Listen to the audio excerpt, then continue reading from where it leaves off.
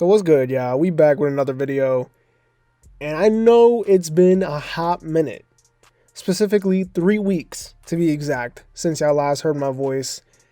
And to be honest, I just took a break because I was running out of video ideas, and I didn't really feel the point of making videos during that time because I just wasn't really motivated to. But now we're back. A lot of things have happened in the NBA world since we last made a video. A lot of things have stayed the same since we last made a video. And one of those things that have changed is the New York Knicks. As we all know, if you've been watching the channel, I'm a huge Knicks fan, and I thought it was only right that I sat here and I talk about this team because right now the New York Knicks are 22-18, and literally right when I stopped making videos, they carried a 2-game winning streak and it became an 8-game winning streak. And then after that, they went into a 5-game losing streak. One of those losses, actually a few of those losses, absolutely heartbreaking. Losing to the Chicago Bulls off of 4 missed free throws and then the DeMar DeRozan game winner. You lose to the Raptors off Pascal Siakam, 52 points at the Garden. Then obviously we all know the Dallas Mavericks game.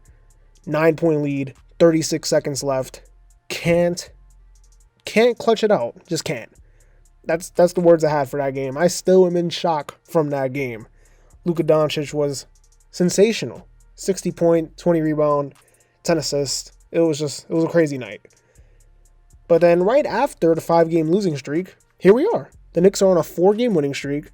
They played the Milwaukee Bucks tonight at the Garden, and the Bucks have been struggling. So it's like, this is a winnable game. And it's crazy because all year, it's felt like the Knicks really aren't that good, but at the same time, they're actually pretty decent. I don't know what to explain it. They're mid, right? Mediocre. But here's the thing.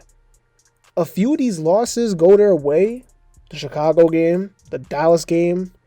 I'm pretty sure one of the Memphis games, if not both, if Knicks fans can remember, both Memphis games, actually, they had a chance to win. They lost to Portland. If Jalen Brunson hits a game winner, that's another win right there. But let's be realistic and let's say the Knicks hold on to win 3 of those games, right? Just 3. They're 25-15 if they just win 3 of those games. That's an impressive record. That's good enough for what? 3rd in the East? Fighting for 3rd in the East? And the whole narrative would be different.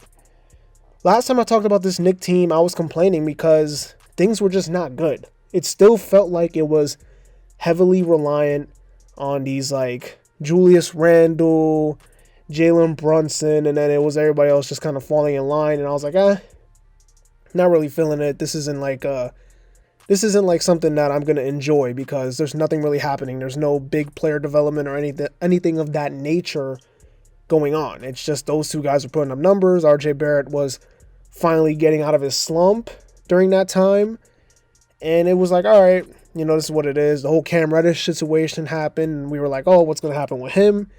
As we all know, we know what's about to happen with him. He's probably gone. He will never play another minute for the New York Knicks, and it's not really his fault. It's just lack of opportunity, I guess.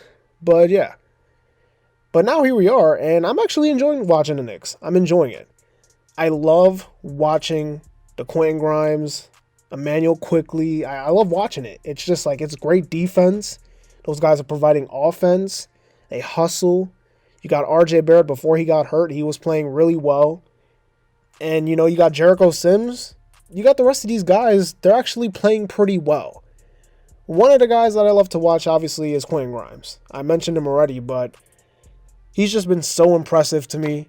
I mean, if he was like a higher option on this team, like if it wasn't for the fact that Jalen Brunson and Julius Randle were playing they were playing, and then when RJ gets back, he's the 3rd option, it's like Quentin Grimes could be a guy that could legitimately average 18, 19 points per game. I truly believe it. But obviously on this team, he's going to kind of fall in line behind the vets in Randle, Brunson, Barrett, who's been a scoring option for this team for basically all his career.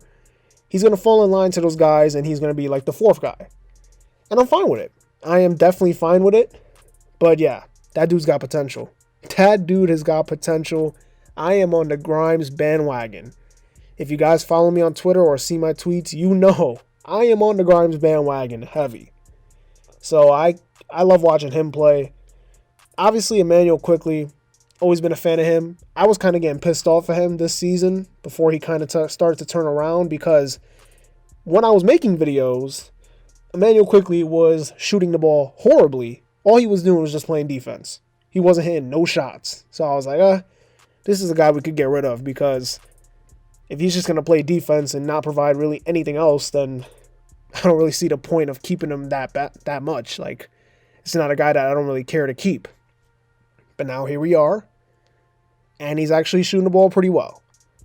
So things can change, and I'm happy, because the way the Knicks were playing when I was making these videos 3 weeks ago, when they lost to Dallas at home and got killed in the second half, I was ready to destroy the whole team, just trade everybody, get rid of guys. But now the Knicks are playing like a normal basketball team, an above average basketball team. Not saying they're title contenders by any means, because they're 7th in the Eastern Conference, basically fighting for 6th with Indiana. And, there's nothing much out of it. Like, they're not going to win a championship. But it's nice to see the young guys are playing. They're playing well. Jalen Brunson continues to be all-star caliber player for this Knicks squad. And now, finally, let's talk about the big reason why the Knicks are actually turning it around. Julius Randle is playing at an all-NBA level right now. Obviously, he probably won't finish all-NBA third team or anything like that, but the numbers he's been putting up for like the past month, it's better than the season he had 2 years ago. And I remember I was on here talking about he will never replicate that season ever again. Now, from a three-point shooting standpoint, probably won't, because he was shooting 41% from three this season, 35%. Even though this season he kind of takes a higher volume, so maybe that's why. But he's playing well. And on defense, he went from basically a no-show to at least average. He's hustling down the court. He's making the right decisions a good majority of the time. He's taking smarter shots. He's feeding off of Jalen Brunson. He's like a whole new man. And it's kind of crazy, because I know I'm going to sound like a Debbie Downer for this, but if the Knicks had a worse record, if they were below 500, I really wonder what you could get for Julius Randle right now, because his trade value has like resurrected to the point where you could probably get some first-round picks for him.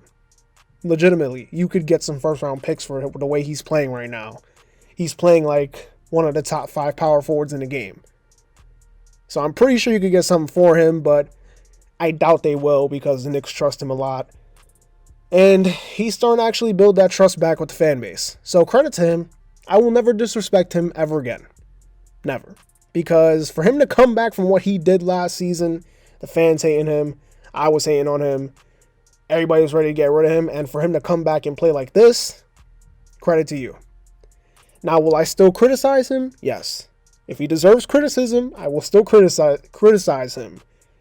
But right now, he's playing extremely well, and actually can't wait to see what he does tonight versus Milwaukee.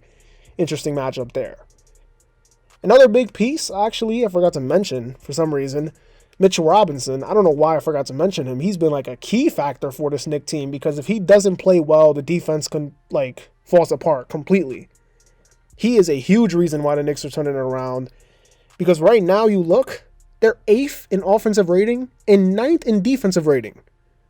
Usually teams with those type of numbers are like legit teams, but if they were able to close out games, they'd have a better record. And yeah, the Knicks are such a weird team to evaluate, just a weird team to watch. Some nights they look like one of the best teams in the league. Other nights they look like one of the worst teams in the NBA. Just the nature of the season. It's really interesting to see how this season plays out. Let's see if the Knicks can add somebody to this team, another scorer, hopefully another closer alongside Brunson. And if they can, hopefully they get a top 6 seed, because the tanking talk is over. Knicks are clearly past the tanking talk now. Anyways, that's going to do it. Don't forget to like, comment, and subscribe. Follow me on Instagram and Twitter. Link will be down in the description below. This has been a checkup where we talk hoops and hoops only. And I'll see y'all in the next video. Peace.